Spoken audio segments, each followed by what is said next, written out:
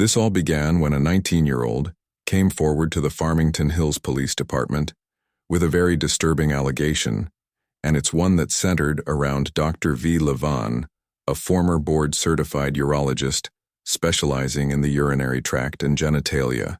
Yes, that is according to his own website. In case you don't believe me what a urologist is, but that's the point if you haven't guessed where this is going yet. Well, this young man described a horrifying encounter during what was supposed to be a medical exam, one that allegedly took place in Dr. Levran's home, and there he claimed the doctor sexually assaulted him. The date was October 18th, 2022. Now Levran, a 68-year-old well-known urologist with a home office in Farmington Hills and working out of a preparatory school in the West Bloomfield area of Michigan, was no ordinary physician. No, for 2 decades he was known as the Hockey Doc, providing medical care to youth hockey teams in Michigan and Minnesota. Parents trusted him, kids looked up to him, but it was that trust that was shattered when police arrested Levran in October 2022 and charged him with 4 counts of third-degree criminal sexual conduct and 3 counts of fourth-degree criminal sexual conduct. He ended up pleading not guilty to those charges, was released on bond with strict conditions, no contact with the minors, hockey players, staff, no more, treating patients in his home now. That didn't last very long. We'll talk about it, but before we go any further into this, I want to bring on a special guest. With me here in studio, we're joined by retired NYPD detective and co-host of the Gold Shield Show, Tom Smith. Tom, good to see you. Thanks for coming in. Good to see you again, Jess.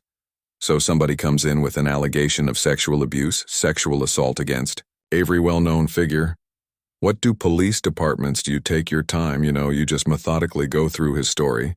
You get a sense of his emotions, and you need to be technically sound on this because you have to match up what he's telling you with maybe what evidence you can collect if you have a victim saying it happened 25 times. And then you further the investigation, and he's only been there 4 times. That has to, match up. So that the gathering of the pinpoint precision you need to get the evidence against this person has to be correct. The first thing I thought about was Larry Nassar. Right, absolutely.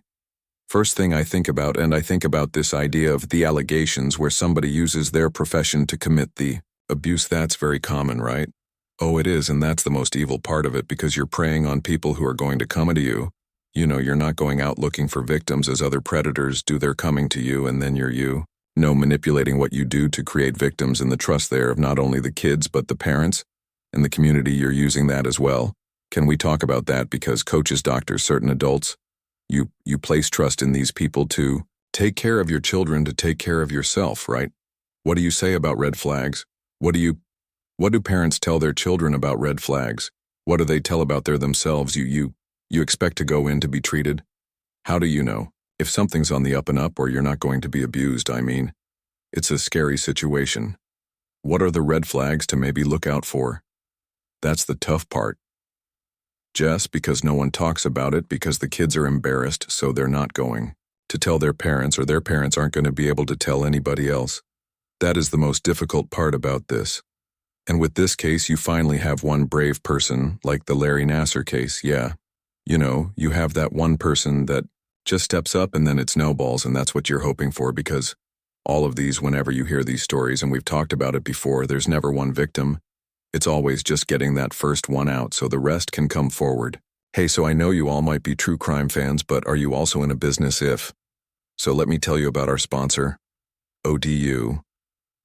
Odoo is an incredible all-in-one business management software that provides you with a range of applications like their sales tool, the Kanban pipeline game changer, whether you're working with leads or full-blown opportunities. You can visually track every stage of your sales process. You just drag and drop to move deals forward. It's fast, and honestly kind of satisfying when it's time to send a quote. It's literally a couple of clicks and the reporting's super clear.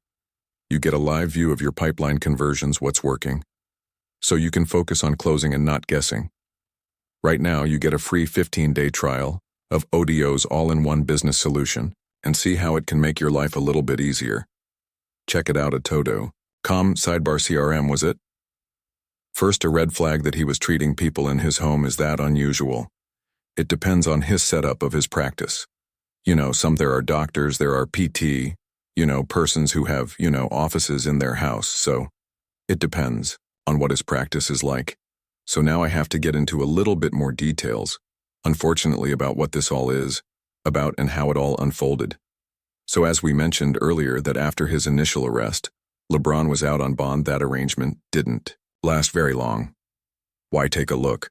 The Farmington Hills Police Department has received 33 additional tips from the public reporting similar suspicious or potentially criminal acts.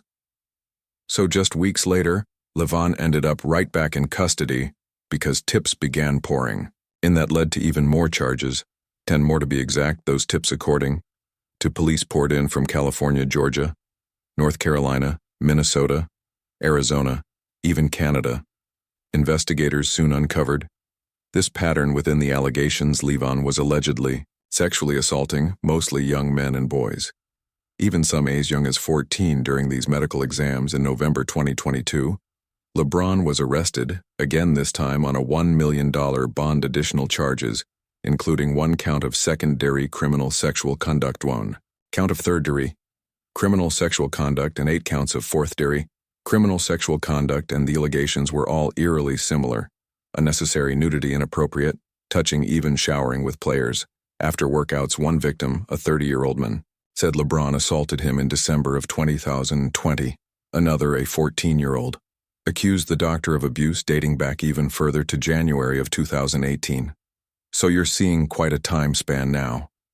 In April of 2023, multiple witnesses testified to a pattern of behavior that included physical touching, naked yoga sessions, and even massages. He told me that he hosts private yoga sessions for small groups of people at his home, only caveat being that it's naked yoga just kind of became progressively more like groin-oriented in that, with that massage phase.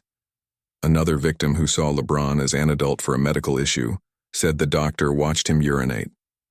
And then, I'm sorry to say this, and I don't mean to get graphic, but he accused him of inserting an ungloved finger into his behind without consent. It was taking a while to try to pee because I'd gone to the bathroom before I went there, so I was just kind of standing there not peeing. And that's when he was like, he goes, "I'll hold the cup." And he held a pee and was like, "You just focus on peeing and I'll make sure everything goes in the cup. You don't have to worry about it." Now, defense attorney Jonathan Jones argued that merely touching a patient's genitals in a medical setting that doesn't constitute a crime. This was according to the Detroit News, but prosecutors alleged that Levran's actions went far beyond just legitimate treatment. The Farmington District Court judge who was overseeing this also disagreed with Jones' assessment, saying, "Your argument suggests then that the doctors and yoga teachers get a free pass, that I just have to accept that they didn't do it for a sexual purpose." Well, in July of 2023, Judge Brady ruled that there was enough evidence for Levran to stand trial, sending the charges to circuit court. And in his ruling, he said all of these incidents had one purpose, quote, to satisfy the sexual desire of the defendant. In August of 2023, during another hearing, a judge read a statement from one victim, a woman, who said that she had a procedure done that resulted in non-consensual touching. She said that she felt completely violated. Afterward, she indicated that she called her parents after she left the office. She called the experience creepy. She said she was crying in her car. Okay, so Tom, after his release on bond, you see this flood of tips. Is that typically how it works? 100%. And like I said before, it takes that one person to make everyone feel at ease that they're not the only ones. How do you manage all that? All those tips, you have a lot of detectives and investigators on board, and each of them are fielding maybe from certain areas, from certain area codes, from certain parts of the country, to just funnel it into a working group of coordinating all the information that you're getting and to corroborate it, right? Because look at the Sean Combs case, very different, right? But as soon as he's hit with a lawsuit, as soon as he's hit with charges, a lot of people will come forward with allegations now. On one hand, it can be, well, he's finally being brought to justice. I feel safe to come forward. These allegations are true. The other way saying is the allegations aren't true, and people are just jumping on the bandwagon. Law enforcement's job, right, is to verify these tips.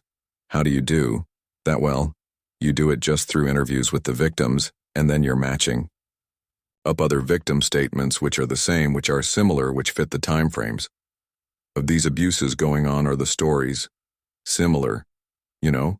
So if you have one person on one side of the country, like you just rattled off a bunch of